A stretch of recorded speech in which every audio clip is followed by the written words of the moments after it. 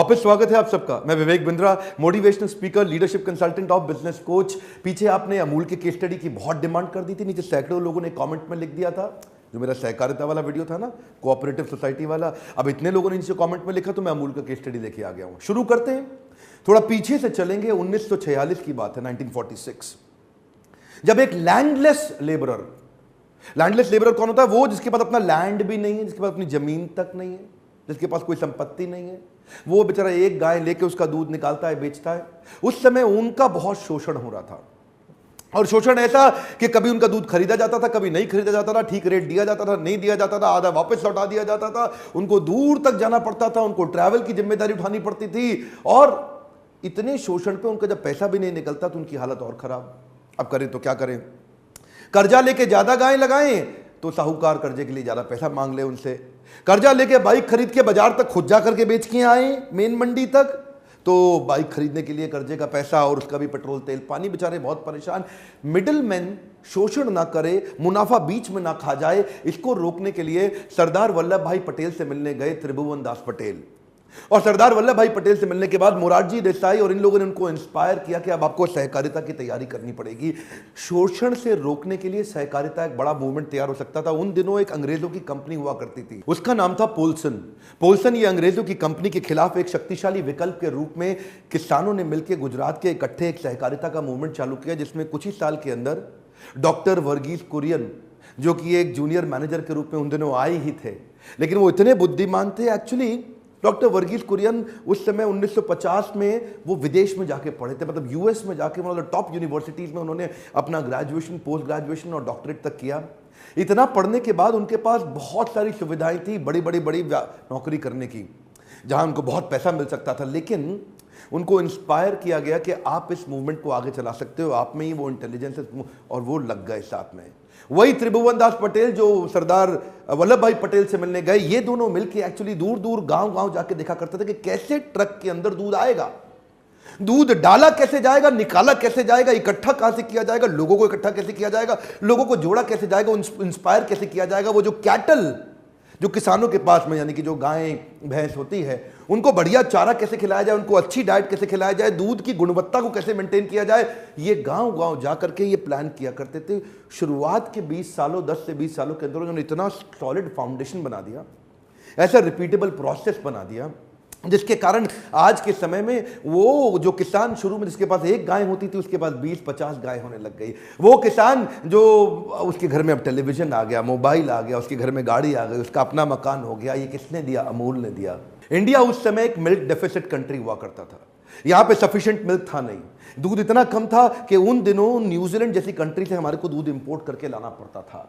और इसी सहकारिता के मॉडल पे इसको इतना शक्तिशाली बनाया कि आज हम लोग न केवल लार्जेस्ट मिल्क प्रोड्यूसर बन गए हैं पृथ्वी पे, वर्ल्ड में, बल्कि बहुत ज्यादा मिल्क सफिशिएंट होने के बाद एक्सपोर्ट भी बहुत कर रहे हैं आज हम। और वो देखिए, ये इसके पीछे एक फिलॉसफी थी।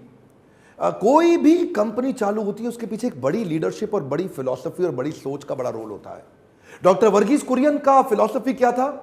Value for many, value for money. दो चीजें जरा ध्यान से सुनिएगा, इस फिलॉसफी में पूरा अमूल डेयरी छुपा हुआ है, जरा ध्यान दीजिए। Value for many and value for money. Value for many का मतलब क्या है? वो बहुत सारे जिन्होंने दूध बना के, जिन्होंने दूध इकट्ठा करके हमें दिया है, उनको उसके लिए अच्छी वैल्यू मिल जाए, अच्छा पैसा मिल जाए। तो आज सबसे ज्यादा पैसा अगर किसान को कोई दूध का दे रहा है तो वो अमूल है। और वैल्यू फॉर मनी, यानी कि आप जो वीडियो देख रहे हैं ना, कंज्यूमर जो दूध पीते हैं ना, अमूल दूध पीता है इंडिया। आज आप दूध पीते हैं अमूल का, तो आपको वैल्यू फॉर मनी मिल रहा है। क्या मतलब? बहुत महंगा नहीं पड़ रहा आपको, तो उसको भी पैसा बढ़िया मिल रहा है और आपको भी प्रोडक्ट बढ़िया दाम में मिल रहा है। ये वैल्यू फॉर मनी और वैल्यू फॉर मनी, ये शुरू से ही इन्होंने सोचा कि हमको कुछ नहीं चाहिए। देखिए, आर.एस. सोडी जो उनके अब इस समय मैनेजिंग डायरेक्टर हैं, पिछले 6-7 साल से जिन्होंने कंपनी को नेक्स्ट लेवल पे लेके गए, डॉक्टर वर्गीस कुरियन की तो दुनिया तारीफ कर रही है। मैं आज आर.एस. सोडी की बात भी करूंगा, वो नेक्स्ट लीडरशिप इन पाइपलाइन, जिन्होंने 32 साल डॉक्टर कुरियन के साथ काम किया है। ये आर.एस. सोडी कोई साधारण व्यक्ति नहीं है। पिछले कुछ समय में उन्होंने क्या किया मैं जल्दी बताऊंगा, पर आज ये मैं स्केलेबिलिटी के मॉडल की कई बार बात करता हूं ना, लीडरशिप फनल में भी आते हैं, वहां भी आप सुनते हो। तो ये अमूल ने क्या किया, बिजनेस को, वॉल्यूम को इतना स्केल अप कर दिया, इतना स्केल अप कर दिया कि ultimately cost per packet and cost per litre of milk बहुत डाउन हो जाती है। और ये मैक्सिमम बेनिफिट किसान को देते हैं। जरा सुनिएगा ध्यान से। जब ये दूध को प्रोक्योर करते हैं, प्रोक्योर करने के बाद उसको प्रोसेस करते हैं, प्रोसेस करने के बाद उसको पैकेज करते हैं। 3 स्टेप है, समझ रहे हैं? दूध को प्रोक्योर किया, लेके आए किसान से, उसको प्रोसेस किया और बाद में उसको पैकेज करके दूध के पैकेट के अंदर 1 लीटर के आपके घर पे भेज दिया। ये कहते हैं कि जी दूध का प्रोक्योर करना, उसको प्रोसेस करना और पैकेज करने में 15% मेरी कॉस्ट आ जाती है। ठीक है जी, बिल्कुल ठीक है। इतने बड़े प्लांट लेंगे, इतनी मैन पावर है, इतना अरेंजमेंट हो रहा है, तो आपकी 15% कॉस्ट उसमें चली गई। पर अब सुनिए कमाल की बात, गेम चेंजर क्या है। ये कैसे सहकारिता के मॉडल पे, जो किसानों की अपनी कंपनी है अमूल, ये किसी की कंपनी नहीं, किसानों की कंपनी है अमूल, समझ रहे हैं मेरी बात? किसानों की अपनी कंपनी ने बड़े बड़े मल्टीनेशनल कॉर्पोरेशन को टक्कर कैसे दिया, सुनेंगे। आज डिस्ट्रीब्यूशन नेटवर्क में किसी भी एफएमसीजी का 15% का मार्जिन लगी जाता है, वो कॉस्ट लगी जाती है। डिस्ट्रीब्यूटर को पैसा देना, होलसेलर को देना, रिटेलर को देना, 15 से ज़्यादा भी आ जाता है, जिसमें आपकी ट्रांसपोर्टेशन, लॉजिस्टिक्स, रिवर्स लॉजिस्टिक्स बहुत कॉस्ट आ जाती है। कई बार वो कॉस्ट 30% हो जाती है, लेकिन अमूल वो सारी कॉस्ट, इमेजिन करिए, 5% में मैनेज कर लेता है। कितने में? 5% में। तो प्रोक्योरमेंट, प्रोसेसिंग, पैकेजिंग 15% और डिस्ट्रीब्यूशन नेटवर्क 5%, बाकी 80% किसका? ये किसान को दे देते हैं, पूरा 80%। एक बार और सुनिए, कम ऑन, क्या क्या पहली बार, इसको बोलते हैं सहकारिता का मॉडल। 80% पैसा किसान अपने घर में ले जाता है और वॉल्यूम इतना बड़ा कर दिया, अपना काम 20% में कर लेते हैं, किसी को प्रॉफिट नहीं, जो प्रॉफिट सारा का सारा किसान में बांटते जाओ।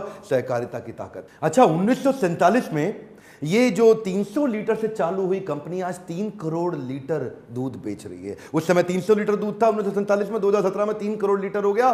पर ध्यान दीजिए, ये अमूल जो इतनी बड़ी है, इसका नाम अमूल पड़ा कैसे? एक दिन doctor Varghese Kurien early 1950s में सोच रहे थे कंपनी का नाम क्या रखें, इसको हम इतना ज़्यादा ब्रांड करना चाहते हैं। एक्चुअली उस समय डॉक्टर कुरियन के माइंड में था कि मैं इंटरनेशनल एजेंसी से पैसा प्रोक्योर कर लूँ।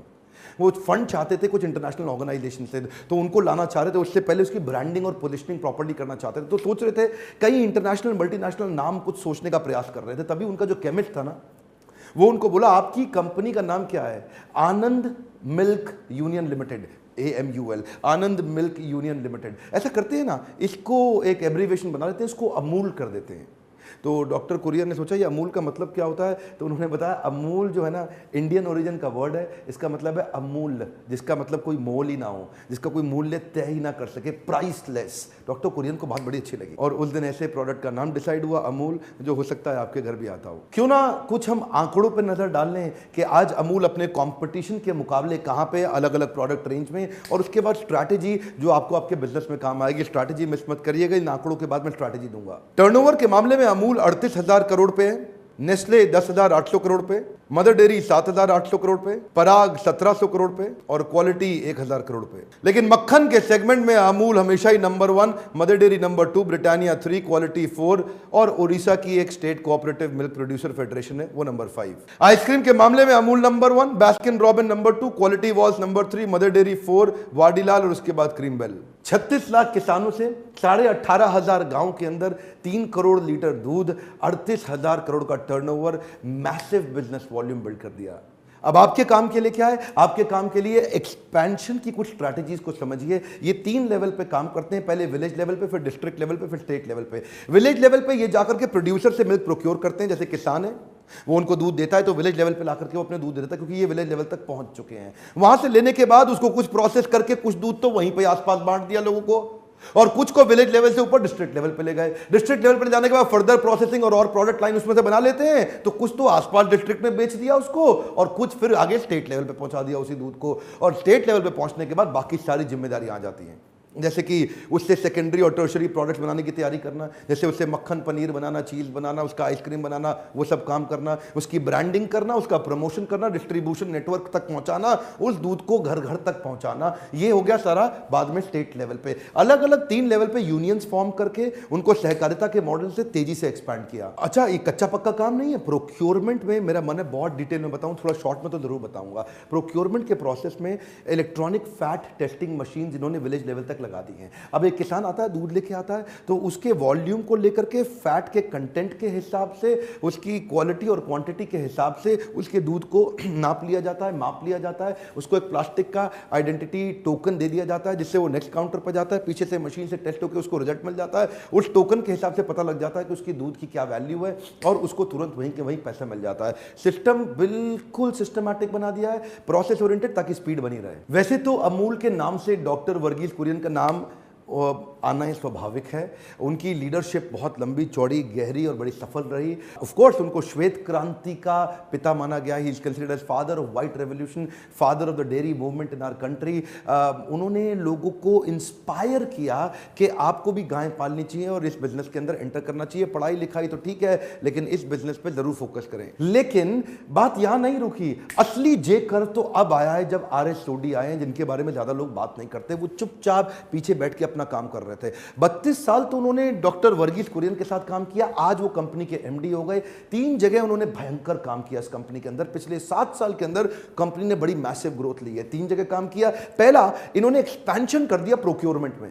कहते हैं दूध जहां से मिल सकता है ले लो, बढ़िया क्वालिटी का दूध लेने का प्रोसेस बना दिया। हर जगह से दूध लो। गुजरात के अंदर प्रोक्योरमेंट बढ़ा दो, स्वराष्ट्र तक चले जाओ, गुजरात के बाहर भी चले जाओ, अलग अलग स्टेट में चले गए प्रोक्योरमेंट बढ़ाने के लिए। दूसरा, उसकी प्रोसेसिंग की कैपेसिटी को एक्सपैंड कर दो। जितनी जल्दी प्रोक्योर करेंगे उतनी जल्दी उससे अलग अलग प्रोडक्ट तैयार करेंगे, अलग अलग प्रोडक्ट तैयार करेंगे। तो 50 तरह के इन्होंने प्रोडक्ट और ऐड कर दिए पिछले 7 सालों के अंदर। सुनिए ध्यान से, कम ऑन। अमूल ने 50 नए प्रोडक्ट लाइन बिल्ड कर दिए, जिसके कारण उनका टॉप लाइन जो रेवेन्यू होता है ना, सेल्स, जितने ज्यादा बढ़िया quality high selling product build हो जाए, उतना ज्यादा रेवेन्यू बढ़ना शुरू होता है। क्योंकि जितनी बड़ा जाल उतनी ज्यादा मछली। One more time, come on, ध्यान सुनिए। मछुआरा बड़ा एक्सपर्ट तब होता है जब जितना बड़ा जाल डाले उतनी सारी मछली फंस जाती है। लेकिन जाल वही होना चाहिए जिसमें छेद ना हो, तो प्रोडक्ट वही हो जो बड़े काम का हो। ऐसे प्रोडक्ट लाइन उन्होंने ऐड कर दिए। पिछले 7 सालों में फार्मर की इनकम को उन्होंने 4 गुना बढ़वा दिया। मिल्क प्रोक्योरमेंट के प्राइस को 2 गुना बढ़ा दिया। टर्नओवर को 238% बढ़ा दिया। नए प्रोडक्ट तो 50 लाई दिए, गुजरात के अंदर भी, गुजरात के बाहर भी। तो मैंने बताई आपको 2 बातें। एक के दूध को प्रोक्योर ज्यादा किया, और दूसरा दूध को प्रोसेस बहुत तेज किया। तीसरा जो एक्सपेंशन किया इन्होंने डिस्ट्रीब्यूशन में किया। बोला यार दूध बना लिया, ले आए, इससे प्रोडक्ट भी तैयार कर लिया, अब बेचने पे साथ साथ काम करना पड़ेगा। अपने रिटेल काउंटर देश भर में बढ़ा दिए, अपने डिस्ट्रीब्यूटर होलसेलर देश भर में बढ़ा दिए। किसी प्रकार से उन स्टेट्स में जाओ जहां मेरा मार्केट शेयर लो है। जिधर जिधर ये लो थे, ये वहां भी घुसते चले जा रहे हैं, घुसते चले जा रहे हैं। आप ऑलरेडी ये इससे 38,000 करोड़ पे, अगले 3 साल के अंदर 50,000 करोड़ का नंबर पार करना चाहते हैं। एक तो फर्स्ट मूवर एडवांटेज और दूसरा फास्ट मूवर भी भयंकर। अच्छा, खर्चा ज्यादा ना लग जाए ना, तो शुरू से ही इन्होंने क्या कहा कि variety of product line build करो, variety styles of product line build करो, वैरायटी सेगमेंट के लिए प्रोडक्ट बिल्ड करो, लेकिन ब्रांड यूनिफॉर्म अम्ब्रेला रखो। कम ऑन, क्या मतलब हुआ? कुछ भी खरीद लो, आइसक्रीम खरीदो, मक्खन खरीदो, दूध खरीदो, दही खरीदो, छाछ खरीदो, रहेगा अमूल। नाम अलग अलग नहीं है। कम ऑन, ये इससे फायदा क्या है इनको? प्रमोशन केवल एक ब्रांड की करनी पड़ती है, यानी कि अमूल, और प्रोडक्ट लाइन उसमें सारे बिकते हैं, जिससे मिल जाता है रब ऑफ इफेक्ट। कोई ज्यादा बिकता है, कोई कम बिकता है। जो नहीं भी बिकता है अमूल के नाम पे बिकना शुरू हो जाता है, क्योंकि अमूल का ट्रस्ट हो गया। क्या कहते हैं? The taste of India. चाहे अमूल का स्प्रेड रेंज ले लो, या उसकी कोई ड्रिंक ले लो, उसका कोई दूध ले लो, प्रो मिल्क ले लो, चीज ले लो, या कुकिंग की रेंज ले लो, अमूल का दही देख लो, या मिठाई देख लो, आइसक्रीम देख लो, या चॉकलेट देख लो। पैसे कम थे, बहुत ज्यादा थे नहीं, मार्जिन बहुत ज्यादा रखा नहीं, तो उन्होंने स्ट्रैटेजी बड़ी अच्छी रखी। स्ट्रैटेजी क्या है इनकी? प्रोडक्ट कितनी भी तरह के बिल्ड करो, पर ब्रांड एक ही। क्या मतलब? ब्रांड एक ही। इसको बोलते हैं अम्ब्रेला ब्रांडिंग, अमूल की ब्रांडिंग। अमूल के अंदर ही चलेंगे सारे प्रोडक्ट लाइन। आपको ब्रांडिंग केवल अमूल की करनी पड़ेगी, यानी कि जब भी एडवर्टीजमेंट की कॉस्ट आएगी, प्रिंट की एडवर्टीजमेंट हो, टीवी की एडवर्टीजमेंट हो, आउटडोर की एडवर्टीजमेंट हो, फेसबुक सोशल मीडिया पे हो, किसी भी प्रकार की एड ले लो, एड केवल अमूल की करनी है। और वो जो अमूल की जो अमूल गर्ल है ना, वो अमूल गर्ल ने वर्ल्ड रिकॉर्ड बना दिया for longest year of longest run campaign ever happened on the planet Earth. क्या मतलब? वो अमूल गर्ल सालों साल चलती आ रही है, पर वो पता है आउटडेटेड क्यों नहीं हुई? इसलिए नहीं हुई बिकॉज शी हैज मेंटेन्ड, और the brand identity has maintained to showcase the reflection mirror of contemporary society. ये reflection mirror of contemporary society का अर्थ क्या हुआ? कि वो बात तभी वही करती है जो बात समाज में चल रही हो। वो क्या करेगी? बजरंगी भाईजान मूवी आएगी तो बोलेगी बटरंगी भाईजान। वो गाना आएगा बदतमीज दिल, बदतमीज दिल, बदतमीज दिल, बदतमीज दिल, माने ना बटरमीज दिल, बटरमीज दिल। तो वो क्या है? वो कंटेम्पररी फ्रेशनेस बिल्ड करती रही। नरेंद्र मोदी कहते हैं अच्छे दिन आने वाले हैं, अच्छा दिन आने वाला है, अच्छा डिनर आया है। कहती अच्छा दिन नहीं, अच्छा डिनर। तो वो मक्खन दिखा दिया साथ में। वो पहले उस समय आइस बकेट चैलेंज होता था, ये slice bucket challenge, slice butter challenge बोलती है। ब्रिजिंग दी जनरेशन गैप को ब्रिजिंग दी जेंडरेशन गैप बोल दिया, यानी कि सारी महिलाएं दिखा दी, महिलाओं को एम्पावर करने के लिए, क्योंकि खरीदती तो सारी महिलाएं ही है ना। डेयरी फार्मिंग को उन्होंने कमर्शियली वायबल बिजनेस बना दिया।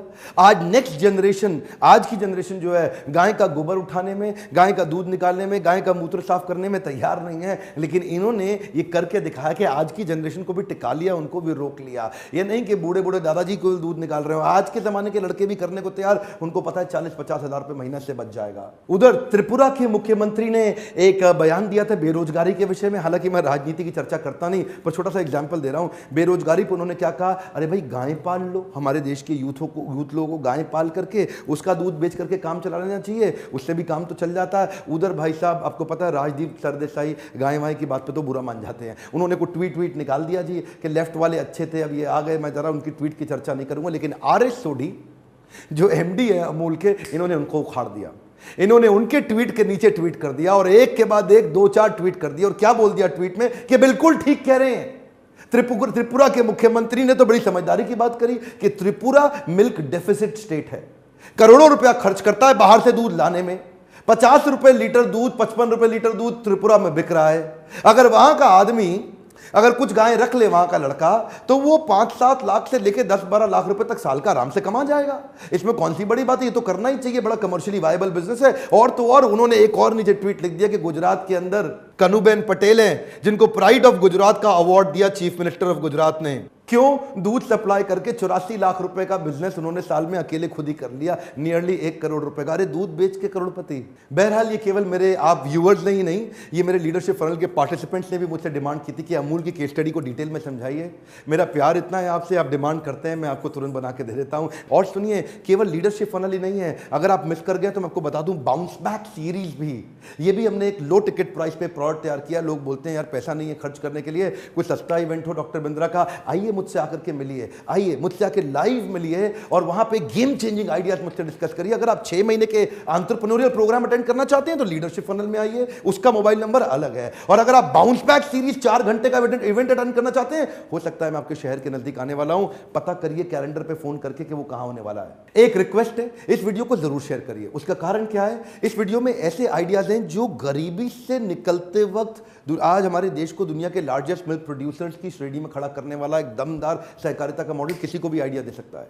अपने आसपास किसानों को, अपने आसपास गांव के लोगों को, अपने आसपास जो व्यापार करना चाहता है, बिल्ड करना चाहता है, उसको ये आइडिया दीजिए, ताकि हो सकता है उनको गेम चेंजिंग आइडिया देकर एक वीडियो से मिल जाए। नीचे कमेंट बॉक्स में लिखिए और कौन सी केस स्टडी चाहिए। वीडियो को लाइक करिए अगर थोड़ी सी भी मदद होती है ना मेरे वीडियो से। अगर आप मुझसे प्यार करते हैं लाइक जरूर दीजिए। सब्सक्राइब करने और करवाने के लिए आपका बहुत बहुत धन्यवाद। मेरे साथ जुड़े रहने के लिए, वीडियोस को वापस आके देखने के लिए फिर से धन्यवाद।